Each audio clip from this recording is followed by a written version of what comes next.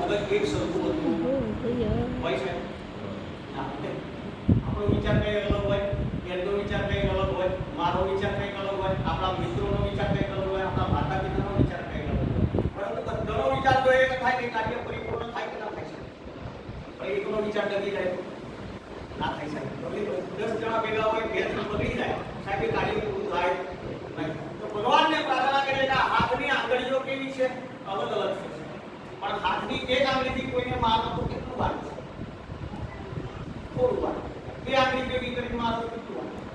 થોડું વાગે. પણ બધી જ આંગળીઓ ભેગી કરીને મુઠ્ઠી બનાવીને મારીએ તો એટલે સાહેબ એકતામાં શું છે? તાકાત છે. આ એનું પ્રતીક છે. આપણને શીખવા મળે છે મુઠ્ઠીથી એક થઈને રહેવું. કોઈ આપણને ડરાવે નહીં. પણ અત્યારે કળિયુગમાં સાહેબ એક થઈને રહેવાય જ નહીં.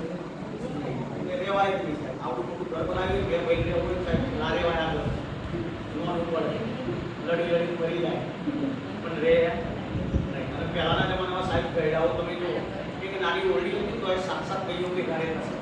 કેમ કે આપણી સમજણ શક્તિ ઓછી છે સાહેબ, આપણી વિચાર શક્તિ ઓછી છે એટલા